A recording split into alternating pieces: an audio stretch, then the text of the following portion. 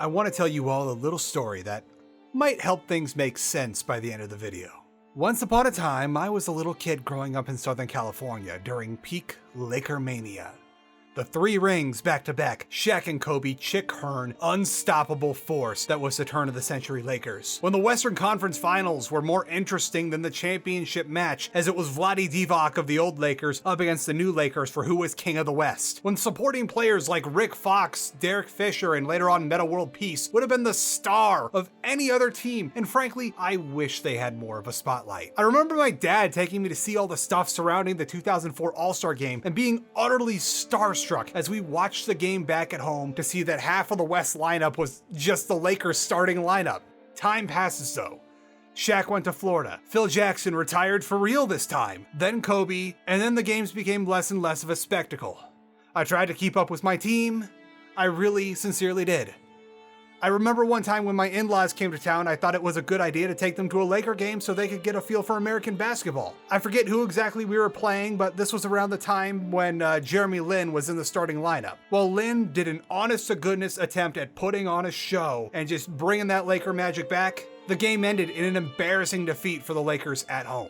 These days, I barely even follow the Lakers. I only know that they're just barely wiggling into the playoffs this year because I looked it up for this video. I can't even bring myself to look up at the TVs at the gym whenever the purple and gold is on the screen because it's always bad news. I've come to accept that the team I worshipped as a kid and the team that's currently wearing the purple and gold aren't the same team, even if they share a name and a home location. Sure, the old team gave me some of the best memories of my childhood, but they're gone now and I have to accept that. All right. We've put this off for long enough. Let's talk about Redfall. The year or so leading up to Redfall was a series of red flags which I for one downplayed until the very last minute as the picture became more and more alarmingly clear. In hindsight, I'm kind of reminded of Cyberpunk 2077's launch, albeit with a lot less hype. At first I thought it was just us not knowing exactly what Redfall was going to be for a while. Then there was how they did that thing that isn't exactly like rare in the games industry where they invite a certain select group of streamers or video makers to come have a very supervised play session of the game before it goes live. And well, personally, I object to those. I prefer not to be a part of them. I used to get invited to those back in the day, but after getting burned by the Star Wars Battlefront 2 2017, I swore off them. Then there was a thing where as we got closer and closer to launch, the recommended PC specs were suspiciously nowhere to be found. I only noticed that after they announced on launch that the Xbox version of the game would only run in quality mode, aka locked to 30 frames.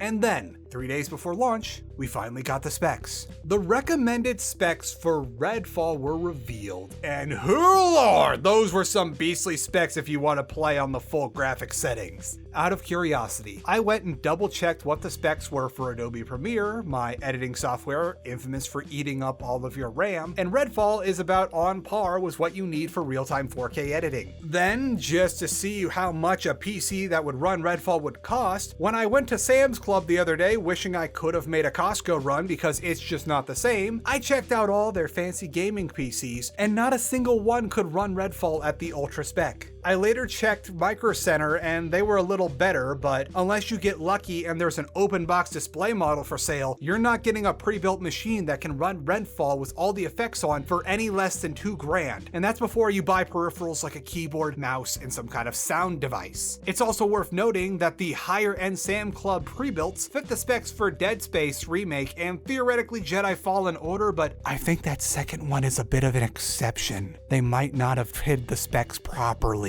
Did I mention that they don't just say what these ultra specs are for? At the time of writing this prelude, literally hours before launch, we have no idea what the resolution and target frame rates for these recommended specs are. 1080 60? 4K 30? 4K 60? 8K? No idea.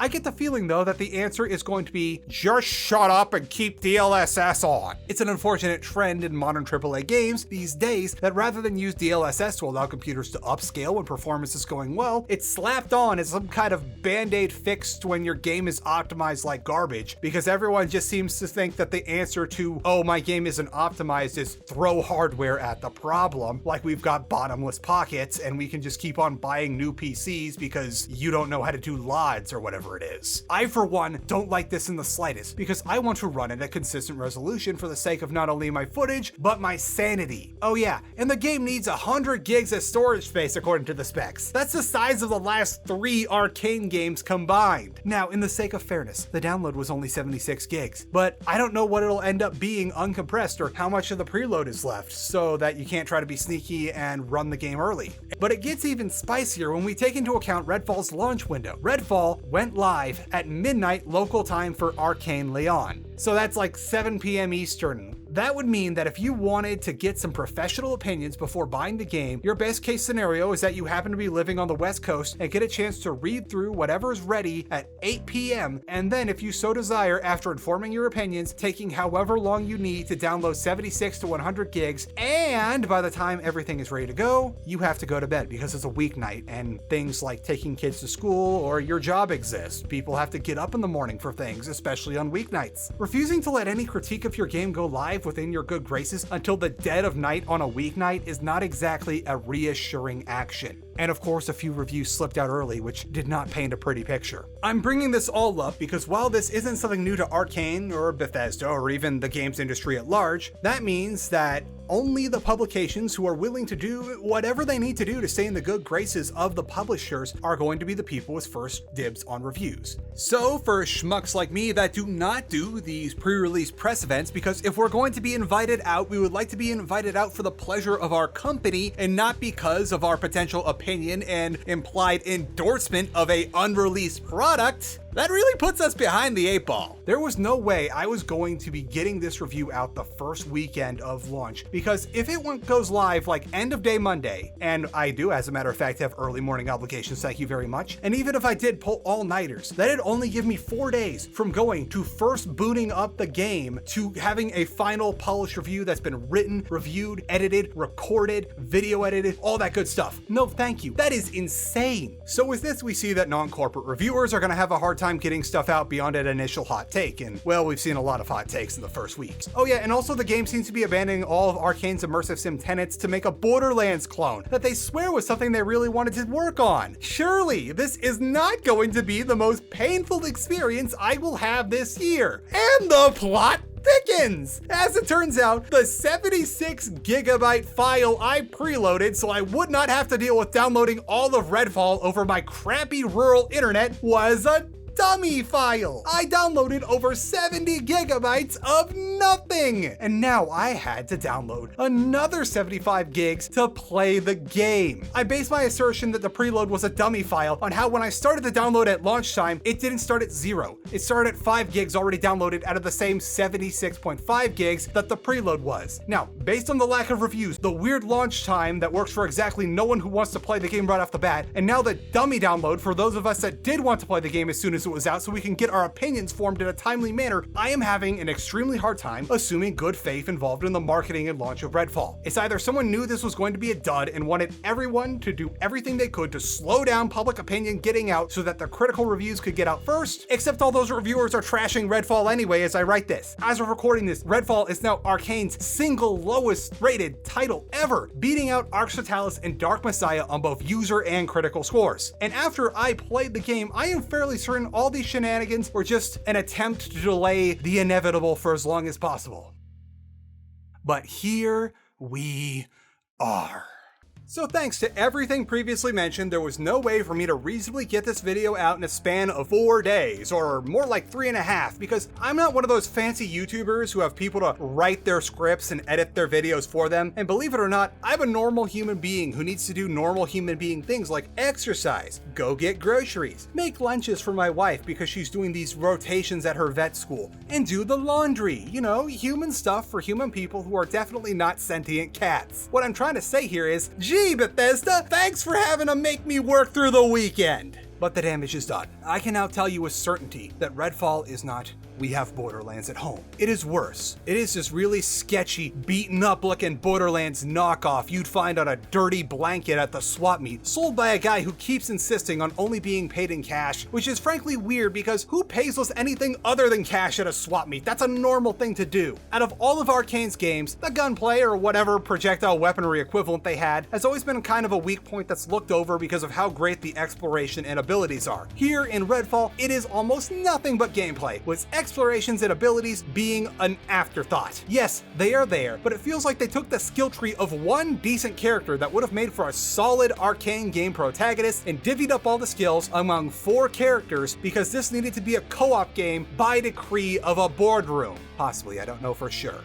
Don't worry though, we'll get into all that later. The shooting feels like a point-and-click adventure where yeah, it's satisfying to blast a dude into nothing with a well-placed shot, but none of the guns feel like they have serious weight to them, with the weightiest gun being the stake launcher, which feels like I'm wielding one of those large Nerf guns with the little foam rockets. I think this situation isn't helped in the slightest with how stagger effect and knockdown seem to be stats that are given out as bonuses for certain color tiered items, so unless you have one that has a bonus to stagger, everyone's just gonna tank your like point-blank shotgun blast until they just fall down and die. Let's zero in on something I mentioned a second ago. So after you get done with one of the most drawn-out, wakey-uppy scenes I've seen in a game, and get through the starting pathway that is desperately trying to fool you into thinking there are multiple ways to go about things in this game, you'll be cast down into color-tiered loot hell. This is egregious. I am reminded of the sad attempt at a dopamine farm Ubisoft's The Division 2 was, which I only played because I gave it away for $1 if you were willing to use their storefront, and how the colors are a step away from being utterly meaningless, since anything lower than a purple is going to be an instant scrap. Redfall has absolutely no sense of nuance or easing the player, accidental typo there, into colored loot hell. You're given some grace that'll get you through the tutorial, and then the instant you've cleared the firehouse, which is a hub that you almost never need to be in unless you're trying to reroll items, you're just given a gold tier item that is utterly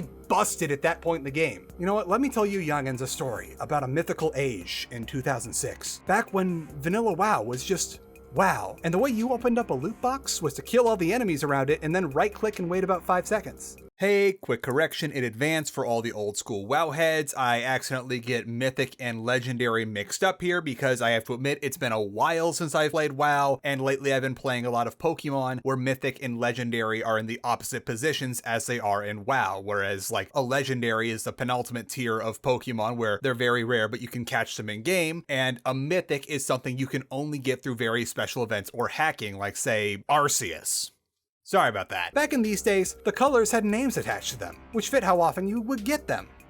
Grays were junk, white was common, green uncommon, blue rare, and purple was legendary. You'd most likely be in commons with an uncommon or two for your first 20 levels, mostly uncommons with maybe a rare for 20 to 40, and from 40 to 60 you'd be in rares with maybe a legendary or two before you got into the end game. Gold, orange, or whatever color this is supposed to be was a mythical tier, and the only time you ever saw them was either during the end boss of an endgame dungeon in the Plaguelands, or you inspected a game master to see the actual banhammer.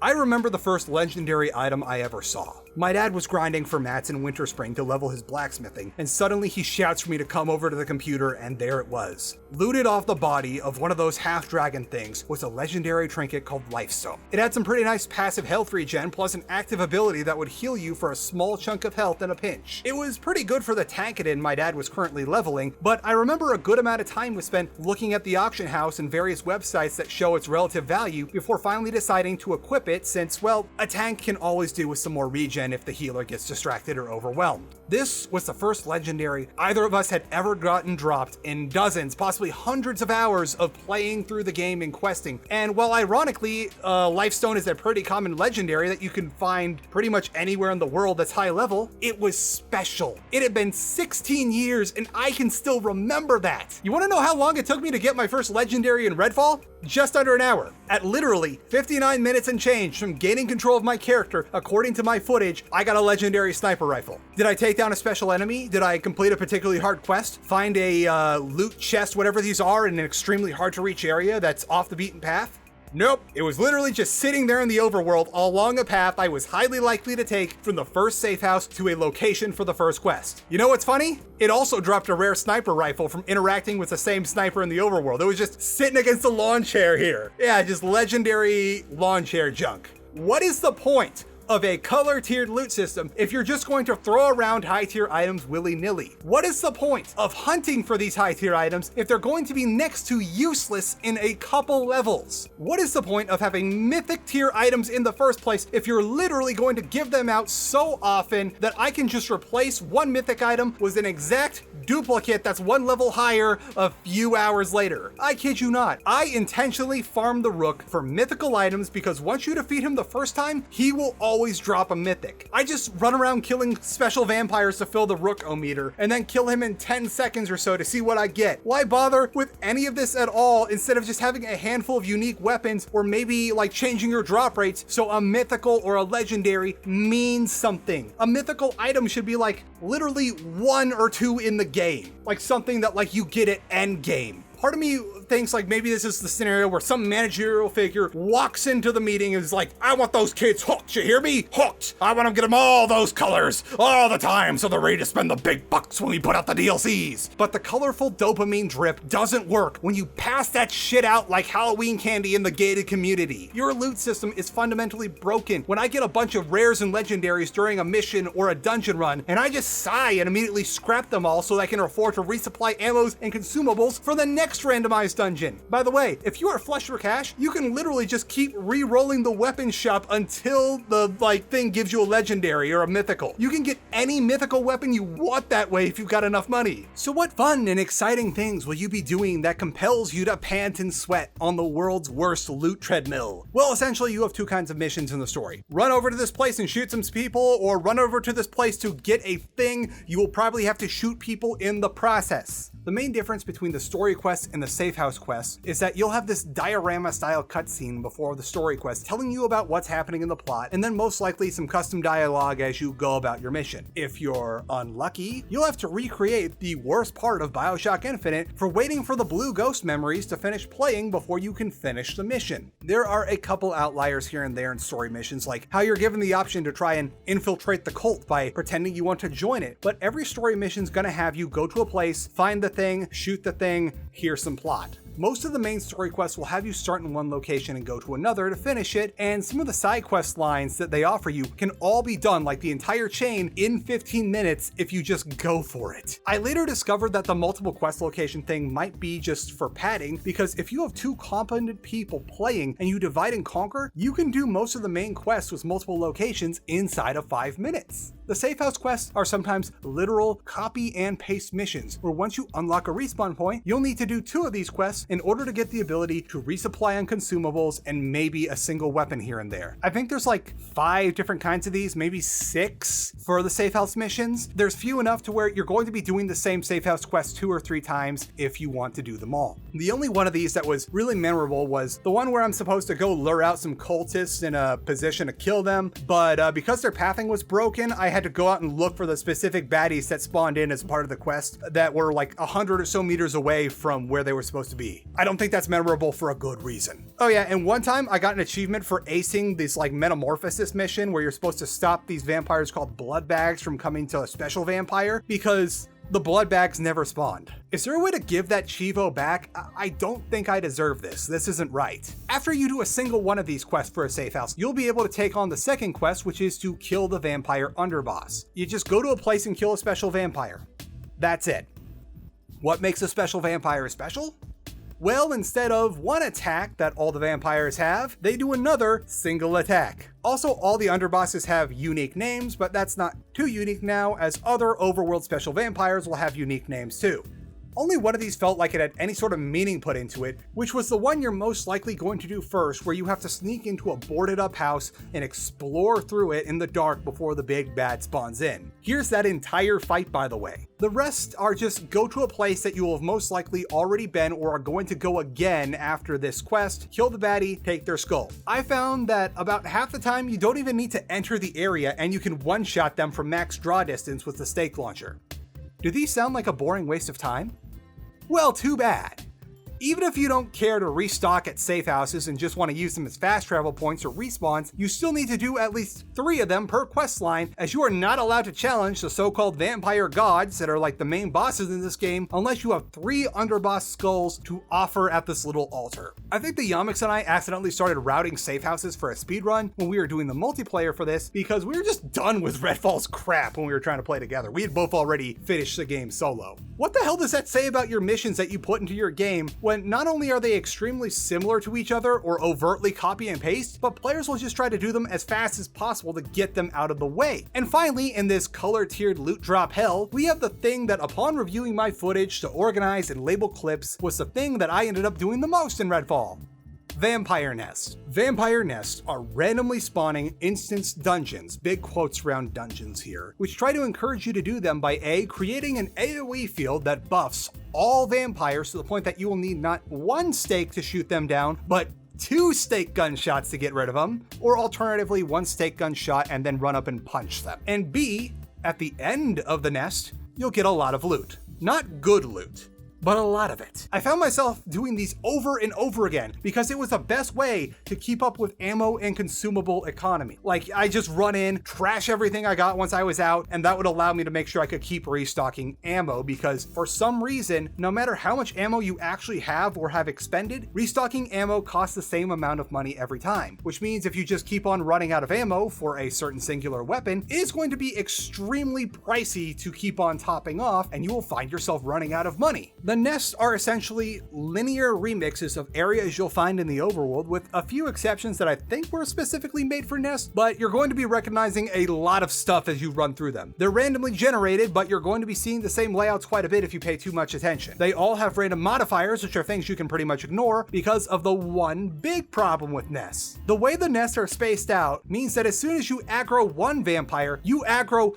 all the vampires in that particular segment of the nest, even people that aren't even in the draw distance, I think. No matter how careful you are, you will have a Leroy Jenkins moment where you aggro one dude and all the dudes around that dude gets aggroed, and then all the dudes that were around those dudes get aggroed until you have a chain reaction until you get to the end point of that segment of the nest where usually there's an area without enemies, so the aggro spiral stops. If you're like me and you accidentally spec'd into having your little bird buddy do damage when he scouts for you, you are in for a world of hurt. I don't know how nests were supposed to go over, but I'm pretty sure it wasn't sneezing on one single enemy and then aggroing every vampire for 200 meters and having to play the run back and forth until they are all dead or you are dead game. Also, there are no consequences for dying inside of the nest. You just respawn with all your weapons topped off, which if anything is a nice little exploit you can use to pick them off one by one with a stake gun without running dry and needing to spend a lot of money on ammo restocks. You are gonna get real good at close quarters combat by the time you are done grinding nests. And I don't think I need to say it, but I'll say it anyway. When the bulk of your game comes down to procedural dungeons that are mostly remixes of places you see in the overworld with awful aggro AI, which is possibly outright broken, which players will only do to farm trash loot so they can afford ammo, something went very, very wrong with the design of your core gameplay loop. These feel like they were shoved into the game when QA noticed how fast you can blitz through the main game and needed to cook up some other reason for the players to waste more time in world on top of the safe house missions. So just to review here, we have so far a small handful of same missions which are padded out by side quests so simplistic they can be done in the time it takes to take all the plates and cups that I know are in your room right now, take them to the kitchen sink and wash them, which I suggest you go do right now, which is in turn further padded out by a series of copy and pasted missions scattered across the map, which the player has to do if they want to advance the story, which is even more padded out by a smattering of procedurally generated dungeons meant to be nothing more but a loot farm at best and an unfinished headache at worst. And all of this is happening as you descend further and further into the color-tiered loot hell treadmill of a games as a service nightmare where none of your drops matter because they will be useless 2 levels from now. Welcome to the core gameplay loop of Redfall. It's an ounce of substance buried under a mountain of filler. So I guess we should talk about what you've also been seeing for the last, I've been having this mental breakdown in this part of the game for 15 minutes now, according to my recording, not counting the intro, which is that this is some of the worst AI I've seen in a supposedly AAA game released by a major publisher. I'm not sure if Redfall deserves the moniker of AAA at this point. Enemies in Redfall will see you, charge at you in a straight line, and shoot. They aren't very good at spotting you, and I think I can count on one hand, maybe two hands after 20 hours of play, how many times I noticed any of them actually take cover. It seems to be that only the long range guys will take cover, and they'll only do it if they are already close to an object they can hide behind. Otherwise, everyone just runs at you in a straight line with no regard for their own safety to stand still in the middle of an open field or wherever you are and shoot at you. They have this throwaway line they'll say sometimes where they say that the vampires will just bring them back if you kill them, and I have a sneaking suspicion that this might have been added after the fact when the devs saw that your typical enemy seemed to have no regard for their own lives, because otherwise it's really vague in the main story if the vampire stuff can raise the dead. Like, they kind of dance around it. Vampires are no different. They see you,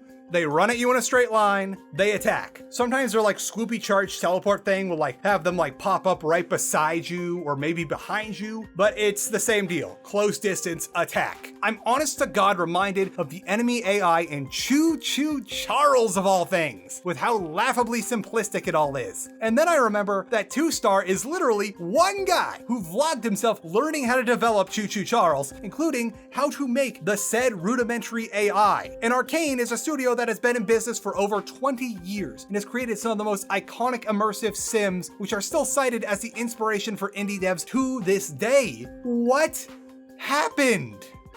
I don't know, like, why vampires don't know, like, not to charge me if I'm standing in a UV light. I have no idea how long this game was, like, actually in development, but a refrain I've heard from a lot of people who I've played with or have talked about their experiences in the game with me are saying the same thing. Why the hell did they not just use the Dishonored AI?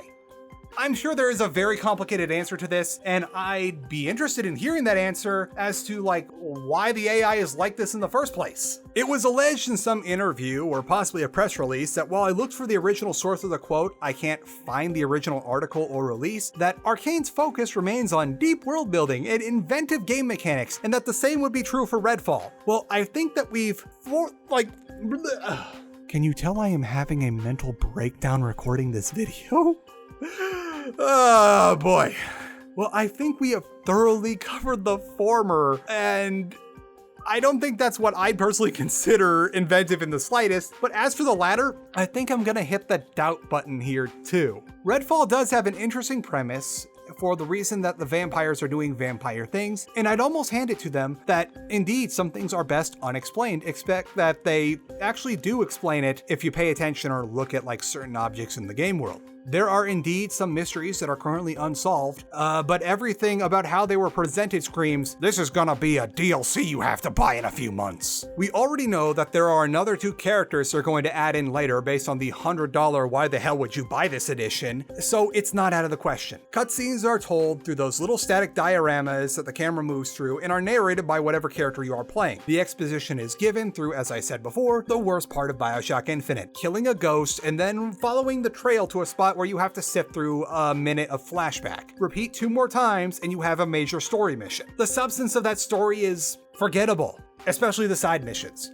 All the major NPCs talk in these long-winded spiels with awkward pauses between the lines of dialogue that make you extremely aware of how long this is taking, and it all boils down to, hey, could you go over to this place and get this thing for me? NPCs do have conversations outside of quests that you can observe, which make you beg to hear, shall we go for whiskeys and cigars tonight? Which is an Easter egg in the game because Arkane desperately needs to remind you that they made good games once upon a time. Sinoware actually did a good job of finding and cataloging all the 451s in game over on Twitter, which Arkane now treats like hidden Mickeys. I kid you not, there are multiple times when a character will die off screen and utterly no one is fazed by it outside of a couple lines immediately after that quest. And sometimes they just replace them with this lad here, which I call Jar Guy because he always seems to be holding jars in the diorama, or they're just never regarded again. NPCs will say lines that make Oblivion's dialogue look rich and nuanced, and the only character that kind of grew on me is Nurse Tran. He's just trying his best out here. I really hope they put you in a better game, Nurse Tran. If Arkane gets it together,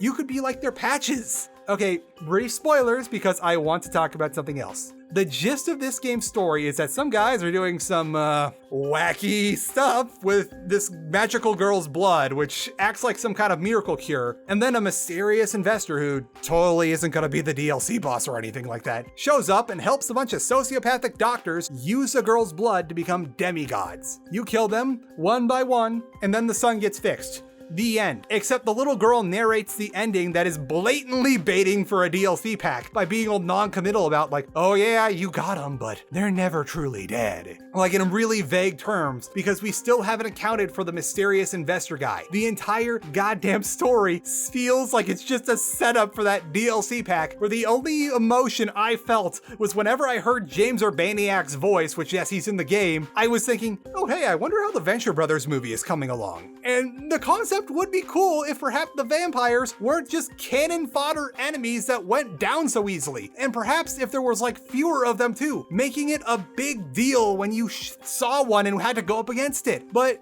now that I think of it, the whole premise of Redfall could be replaced with like, what if they were werewolves? What if they were the undead and the vampire gods were liches? What if they were reconstructed monsters a la Frankenstein or landlords or some other stock monster with a minimal change to the story? This feels like it might have all just been a paper-thin setup to have a looter shooter with basic monsters whose entire climax is a DLC tease. Okay, I'm the Immersive Sim guy. It's time to talk about the Immersive Sim elements in this game made by prolific Immersive Sim developers.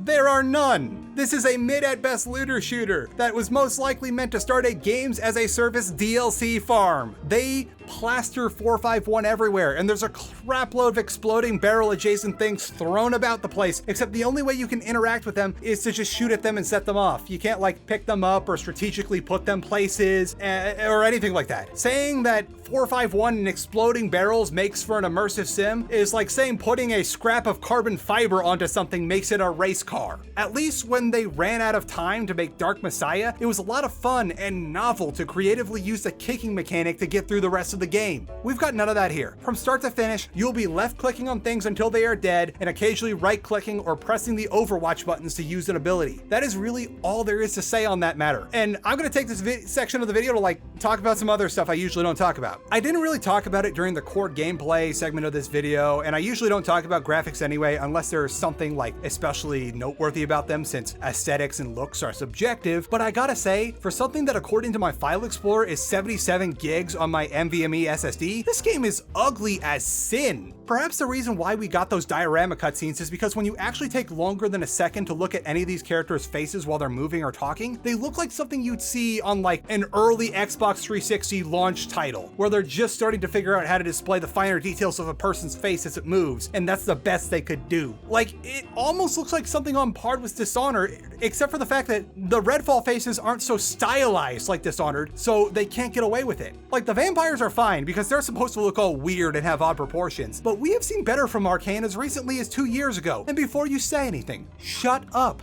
We'll get to that. In the meantime, there's some sort of weird DLSS hell going on that makes everything all grainy and messy and hard to look at, especially when you look closely at things. And no matter what I did in the settings, it didn't go away. It gets especially bad in dark areas where you're lighting things up with your flashlight, or when you're trying to look at something from a distance. Like, God, it hurts my eyes. It's like trying to look at something while viewing it through like someone else's prescription glasses. So at a certain point during my initial playthrough of the game, I just stopped taking notes because so many things just baffled me. Instead, I just started writing down the questions that popped into my head as I played, and I feel like reading these to you will paint a much better picture of Redfall than any analysis can give you. So in the order that I wrote them all down, here are the questions I have for Arkane about Redfall. Why is the loot progression so meaningless? Why are the tooltips so intrusive? Why is the detection and the aggro on enemies so bad? Why do vampires only have one attack?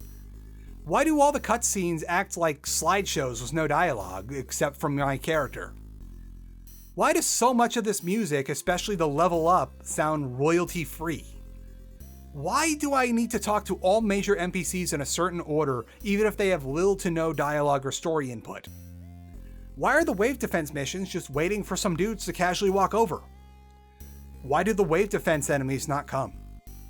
Why do the memory echoes last so long? Why does one of the staking animations look extremely similar to one of Doom Eternal's glory kills?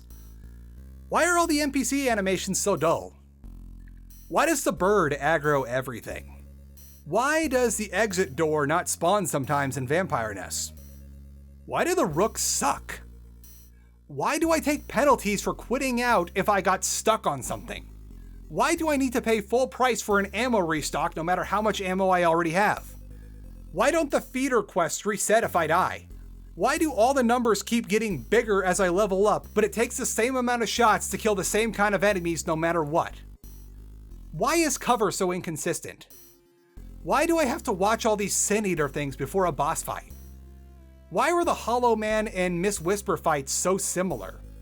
Why do the NPC conversation subtitles play over story quest subtitles, especially when I'm not even in the building the NPCs are talking in? Why do enemies not take cover? Why does the moon disappear when I aim down sights with a sniper and look at it? Why can't I mantle some of the most basic ledges? Why is the fuel tanker ironically the only vehicle that doesn't explode? Why are so many of the houses in this game just props like this was DayZ mod? Why can I get orange items from rerolling the shop? Why was Bloody Tom so easy? Why does the game keep on giving me stupid weapon skins?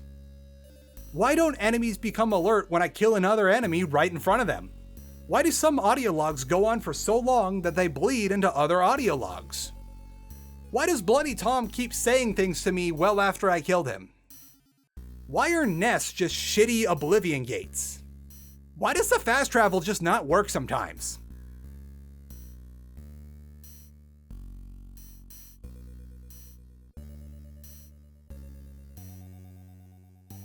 Why are there no monetary rewards for quests, especially in late game when restocking ammo is pricey? Why am I forced to grind the nest for cash? Why do all the vampires drop wedding rings? What even is the trust system? Why can't I accept group quests from a distance? Why is the game so short when you ignore the side quests or nests? Why was so much of this game just optional grinding and gear management? If you know the answer to any of these questions, please leave me the answer in the comments. Reading all these aloud is bringing down on like another breakdown, so go get yourself a snack. I will be right with you. Okay, I'm back near instantly through the magic of video editing. Let's talk about the big selling point of this game. It's a co-op multiplayer experience that has no server browser. You have to individually invite people from your friends list or through crossplay into a lobby and hope you can wrangle everyone together before the game just falls apart. You also have to have at least one, but up to 3 friends that are willing to pay $70 for Swap Meet Borderlands. To make matters even worse, there is no shared progression. That means that if you're trying to get through the game with the help of your friends, each of your friends is going to have to play Redfall all over again if they want to complete the game on their own saves. That's not so bad though, because when you're playing with friends, you burn through the game. Like, you can just take turns and probably like between the 4 of you, you could complete 4 playthroughs of Redfall in the time it takes for a single person to do 1 playthrough of Redfall. When I got longtime friend and colleague Layamix to suffer with me, it took us 1 hour and 45 minutes to get through the entire first act. We weren't even like speedrunning or anything. The enemy AI just doesn't know how to handle more than 1 person like in an area, and the amount of enemies or their health pools do not scale with how many people are shooting guns. I have no idea why Redfall couldn't have made the most basic of matchmaking for a multiplayer game, despite other multiplayer focused games like say Phasmophobia or Payday or Deep Rock Galactic doing it just fine. If guests joining a host aren't going to progress, why have the ability, or why wouldn't you have the ability to just join up with whoever's out there just for the sake of like playing with someone? And that leads us into the trust mechanic. You know, if you're willing to knowingly pay $70 to play Redfall with someone else, you probably already trust them a lot as of already, or you hate them now. Ironically, a mechanic that was talked about for Redfall's multiplayer is called trust. There's even an achievement for getting max trust with all the characters. You know, wouldn't it make more sense to learn to work together and build trust with strangers, meeting and making new friends along the way?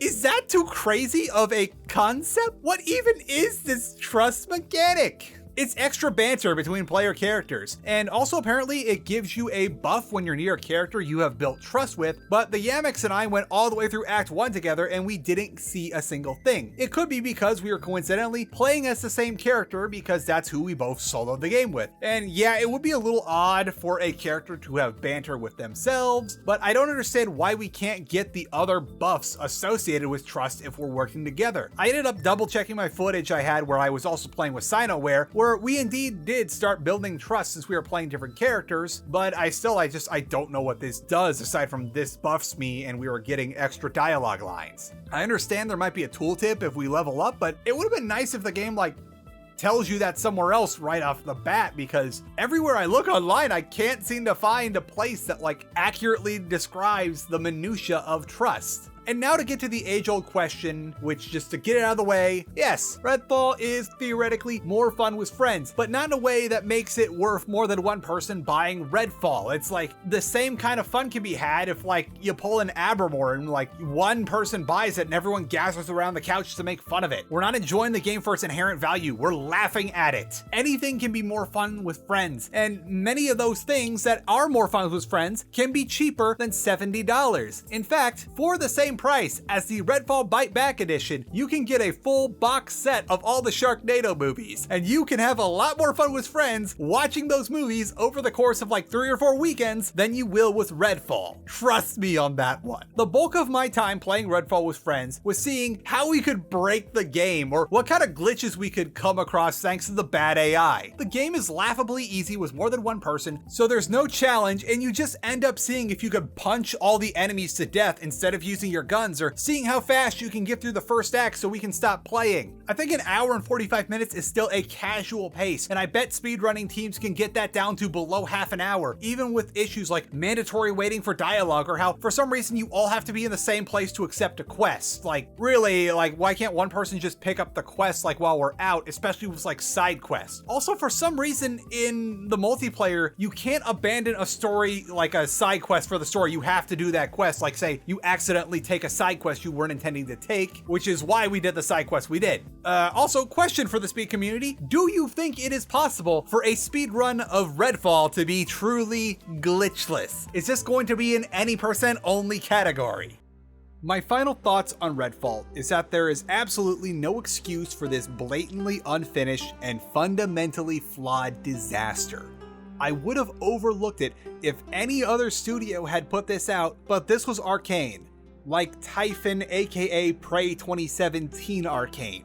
And before you even say it, no, shut up. It does not matter which studio made what, when effectively they're the same studio with 2 branches until a recent rebranding. At the end of the day, the name Arkane is on the box and is shown in the title splashes, and that name has been slowly losing its value over the last 5 years. Arkane went from making unique masterpieces of games that uncaring normies be damned, to making generic slop that is called a game, that even with whatever creative input the developers might have had on the game at some point, it is a soulless product meant to cater to as many people as possible through the lowest common denominators, and through trying to please everyone, they have pleased no one and abandoned everything that made them wonderful in the first place. This is why I have my end speech at the end of the videos now about making sure your art is never turned into content. This is what happens when you do not fight for your art. Generification through design by committee, or things that just are there to make the line go up. Oh yeah, this game is also a broken, unfinished mess that is essentially a free-to-play MMO disguised as a $70 AAA title, complete with the worst games as a service loot treadmill I have seen in recent memory. I did not want to write a video like this. Originally, as I did my drafting for this video, I had 2 titles. The first one was Redfall really had me worried there for a second, and the one that is on the video now. I really wanted it to be the former, but if I were to have waken up from a coma of however many years and you were to show me this gameplay without any context, I would have not believed that this was Arkane making this game. What also hurts are the people out there that really wanted to make the game the best that it could be, who are now being publicly ridiculed and humiliated for Redfall's launch. You might have noticed that I have not named any names of any developers in this video because I genuinely have no way of knowing if any one person or persons are really to blame for this, so it makes no sense to just beat down on some poor soul that we should just assume was trying their best, and this was some kind of communal failure, or maybe even something beyond Arkane's control. I wanted this to be a different video, as much as I desperately wanted Redfall to somehow turn out to be this creative new take on an immersive sim. Like, maybe they figure out like how to do like the first co-op im sim since I Divine Cyromancy. Like, that would be something like all of Arkane's previous games. But we didn't get that. We got what feels like it was designed by decree, something to check boxes, cookie cutter crap with no soul or redeeming value to it. Something that is to be noted, though, is that Arkane founder and longtime lead Rafael Colantonio recently left a few years back to found Wolfeye, which made a game that, while I didn't unconditionally love, I had my problems with it, I enjoyed, and it definitely had the creative spark of an immersive sim made by people who make immersive sims. It's also worth noting that he didn't go alone. A good number of devs followed him to create Wolfeye. Now, I don't truly know who and how important everyone was to the effects of who did what and if they had any previous input on Redfall, but it's easy to say that, yeah, losing your founder and potentially a bunch of key people, or at the very least, like people that know the founder well enough to where like if he goes, they go, that's a pretty intense blow to a development. And that is pretty intense talent drain that likely happened at a crucial time in development. I'm not sure we'll ever truly know what effect this had on Arkane and Redfall and who did what in the end, unless someone wants to be very, very brave. And if you are, don't talk to me. Talk to someone much more reputable than me. But at the end of the day, none of this matters, because the final product we got was terrible. It's arguably unfinished. It is extremely buggy. As I am recording this, it's been now a week, and despite all the glaring bugs at launch, we have not received any kind of hotfix patch. Okay, one last addendum before I finally push this to YouTube. It is now about quitting time on a Friday, and there has been exactly one patch for Redfall, and irony of ironies, as I read it here, it came out a few hours after I had finished recording and editing the original audio for this video. What is this patch to? It improves backend a bit and fixes a bug where if you paused while fast traveling, it could crash the game or give you infinite loading glitch. That's it. Ironically, the two issues I never really had a problem with in my playthrough, but who knows? Maybe they're just gonna release a really, really big patch instead of hotfixing things. And a lot of my concerns or issues with Redfall are things that I'm not sure you can patch out. Let's finish this up. And I'm at a loss. I don't want to believe that this is Arkane, but maybe it's not Arkane anymore. I might be a little out of line here, but in light of all this copium I am seeing about which Arkane is doing what and who is on what project, I think we need to make a distinction here. Just like how the Los Angeles Lakers of today are not the Los Angeles Lakers I grew up with anymore. Maybe this Arkane isn't the Arkane we knew, who gave the finger to EA and made their own Ultima Underworld with 3D graphics and goblin poisoning, or Dark Messiah, or Dishonored. Maybe that Arkane is gone. Maybe what we have now is some sort of transformed being by corporate decree, the newest kinsman of games as a service at all costs, an avenging angel of gutting a beloved studio to turn out by the numbers slop that gets mid at best reviews and give longtime fans of their work depression. While I don't know what's happening at Leon, and well, at least Deathloop was Immersive Sim E, I don't think Arkane Austin is truly an Arkane anymore. Maybe it's more like a Bethesda South. I don't know. I'm not the one to make that call. I want to thank you all for watching. This was extremely hard for me to do. I don't like judging people by their darkest hours, and I like to believe that anyone can become better with enough effort. But I don't know where that lands when it comes to, say, a game studio. And this is a fresh bomb that just got dropped after a steady decline in quality. Regardless, if you like what I do here, I do run a Patreon over at patreon.com/charlatanwonder, where you can help me make these videos without pesky advertisers or deluding myself into the less than human state known as being algorithm friendly. If you can't or won't, that is totally acceptable, that's cool. If you'd be so kind, you can also help me by simply liking this video if you enjoyed it, so that others may find it and have a chance to enjoy it too. Now let's do that end spiel. Remember that no matter what you do, it is not content. It is art. it is your craft. Content is a word that in recent years has been twisted to mean a way to grind up all your experiences, hopes, and ambitions that you pour into your work and turn them into a gray slop meant for mindless consumption by uncaring individuals in the name of making a line go up in some boardroom meeting. Your creations are not only art, but they are inalienably a reflection of you by the nature of their creation, and you do not deserve to be treated like ground up slop. So fight for yourself. Fight against content and fight for your art. Stay saucy, everyone. We have a rare sighting that we haven't seen for a while. We got a long on the premises.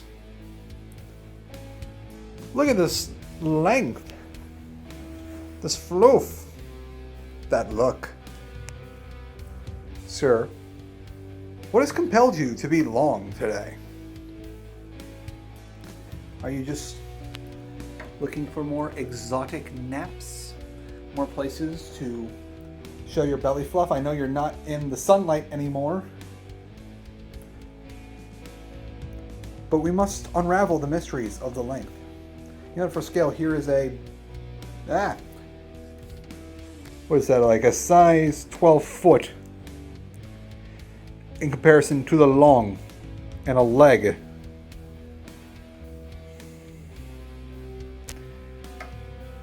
Oh well, he hasn't attacked the foot. I jinxed it.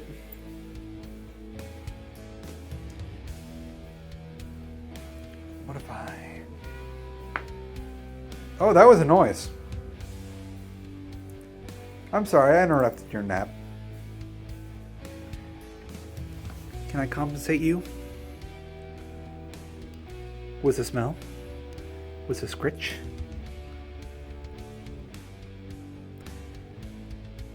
I'll take that as a no. Alright, I'll leave you be. He ran away!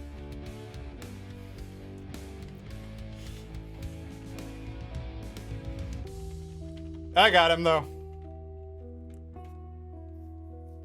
At least... Oh, Mr. SKELTAL!